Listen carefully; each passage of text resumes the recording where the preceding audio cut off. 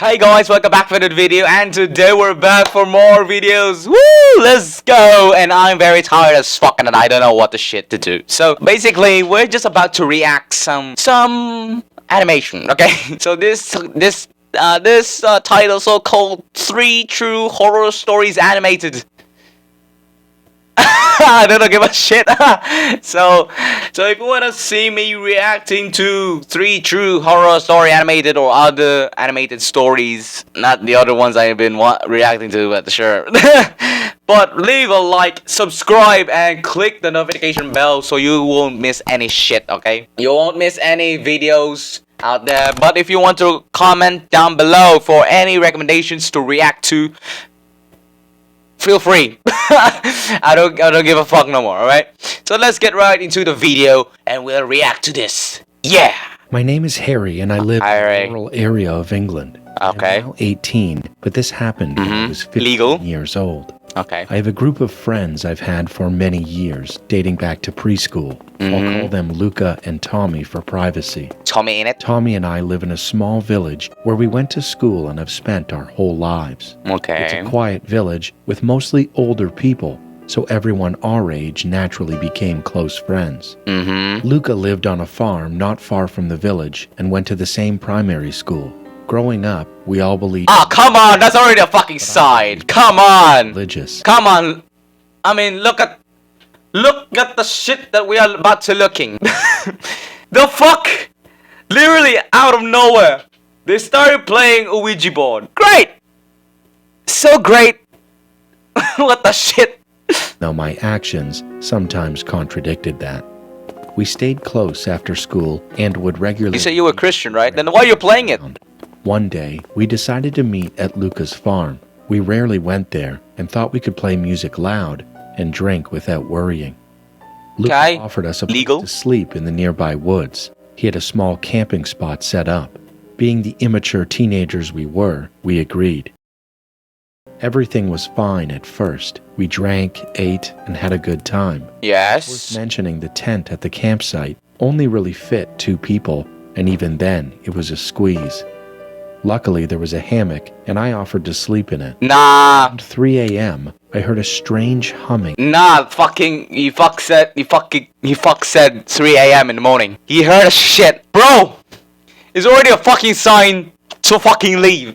Why are you all staying in the forest too? Why the fuck? It's not even a farm. It's not a farm, it's just a fucking forest. Coming from deep in the forest.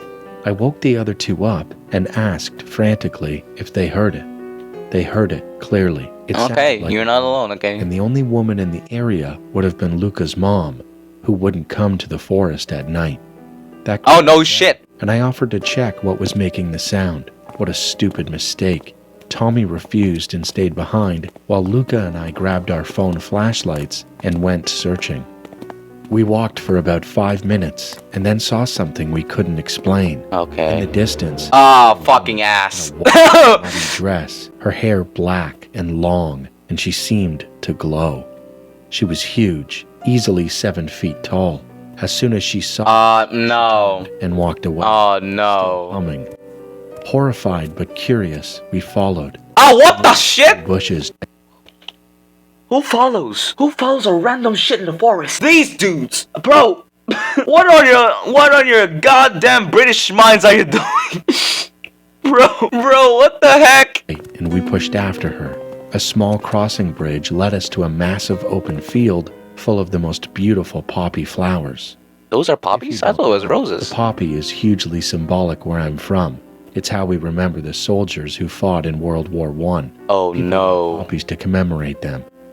We scanned the field. She was gone. The humming stopped, and a strange feeling settled over us. Where's Tommy in it? Can't properly describe. We followed a long path through the poppies, expecting to find her at the end.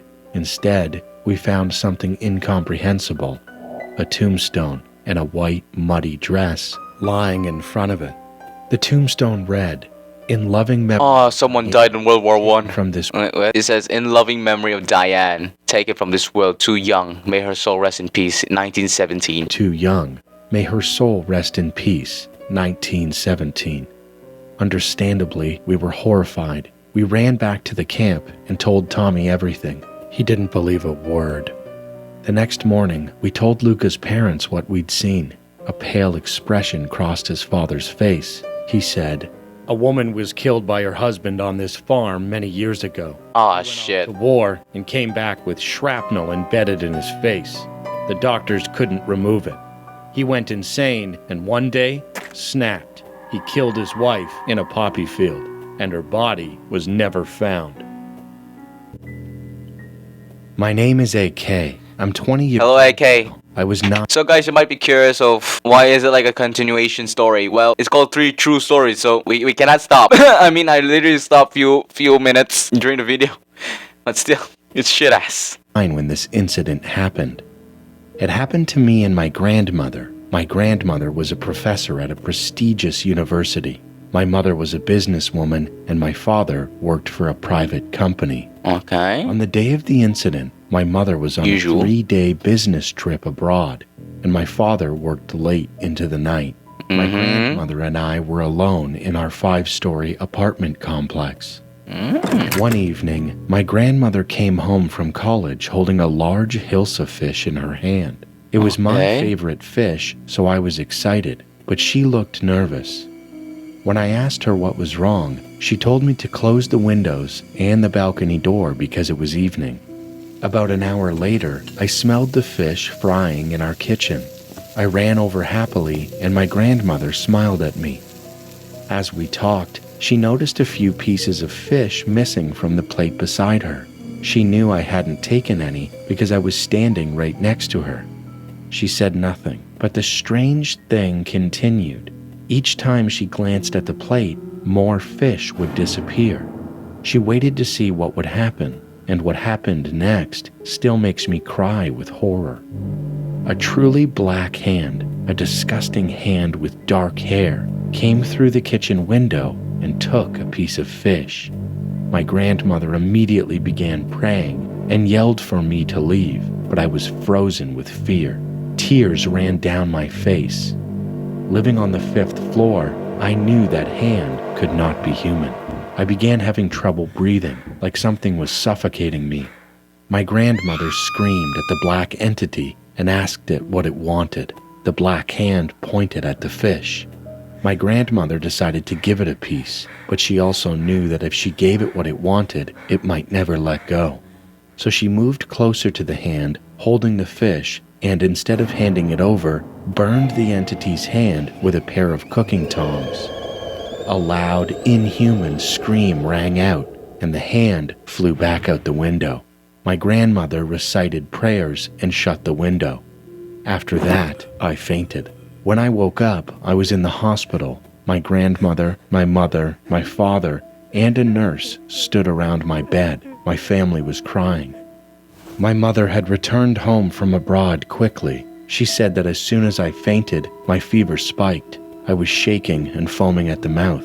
My grandmother had called the neighbors and taken me to the hospital. The doctors struggled to bring my fever down. I was unconscious for 3 days. Thankfully, I recovered, but that incident is still unforgettable. What the shit? I went silent the whole thing. Oh, that shit's scary as fuck. No kidding. Like, look at this shit. You can't even see right, but I'm having goosebumps. Bro, it spiked me, bro. Not only she spiked the fucking demon's hand, but it spiked my heart. Bro, what the shit was that? True old house. I'm a 16-year-old girl living in a small village in Norway. Can we just clarify? Can we just clarify here, ladies and gentlemen? This man is narrating a girl's character. But I don't have a problem with that, but it might be mixed confusion in this moment.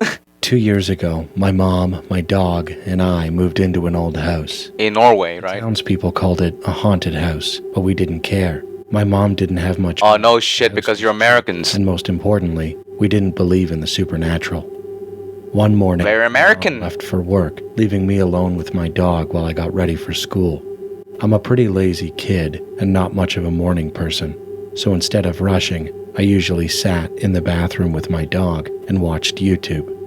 I was sitting on the floor, cuddling her. Odd woman. The room felt ice cold.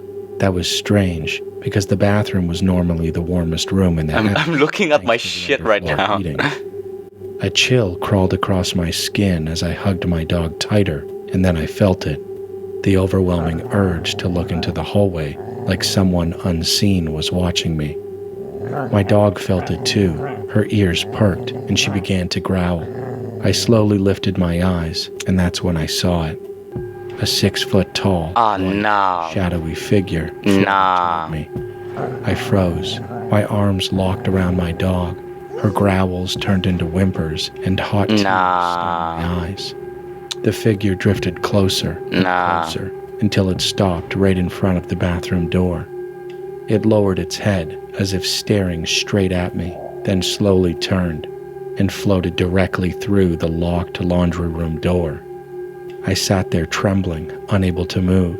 It felt like hours before I finally gathered the courage to get up. I clipped on my dog's leash and bolted out the front door, running straight to my grandmother's house down the road. When I told her what I'd seen, she just gave me a confused look and laughed. That night, I tried to brush it off. I crawled into bed. Bro, the grandmother. When I heard it, a knock at my window. No. My bedroom was on the second floor. No, unless someone had climbed the wall, there was no way anyone could be knocking. I hesitated and peeked out the window. Nothing. The dark stared back at me. Terrified, I ran to my mom's room.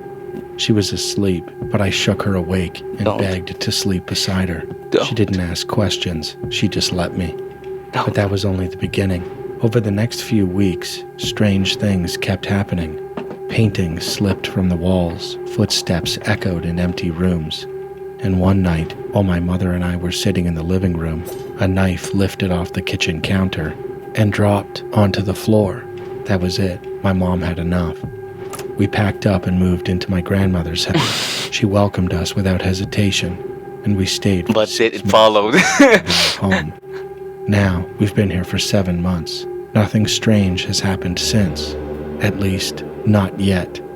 Well, that was a great story to see. Fucking shit. Now gave me fucking horrors at night. So, moral story shit. First story. Moral of the story of the first story, bro. Never go a random farmhouse in the fucking middle of the forest too. And number 2 of the story, moral, is literally don't buy fish. Don't buy fish at all. And 3, well, just don't buy a fucking house that is haunted, okay? That is literally the number 1 point there. I mean, all these stories might be true to them, but in the saddest reality, I mean, I do feel the paranormal at my house too, but I'm not certain of it. Okay, so that's gonna end of the video. That's a wrap. Okay, that's a wrap. We're just reacting to the horror shit. So if you want me to see reaction videos like this, make sure hit the subscribe button, sub the bell, so leave a like on the video. But for now, ladies and gentlemen, let's end there. I don't want to get heebie-jeebies at this. My whole body just having shivers and shivers down my spine. So yeah. So see you guys next time. Peace. So guys, it's me. It's Trickstermator, but I don't know, man. We just ended the recording. We just ended recording the thing that we watched, right? And all of a sudden, that fucking door, you might witness in the video, is starting to make fucking noises. And I don't give a shit. I don't know about this, bro. Okay, it does do that, but as you can see, the doorknob, it's sucked in, like it's within the reach of the doorknob. But I don't know about this, bro. I don't know about this. This might be weird as fuck, bro. What on your goddamn British minds are you doing? Why the fuck? It's not even a farm.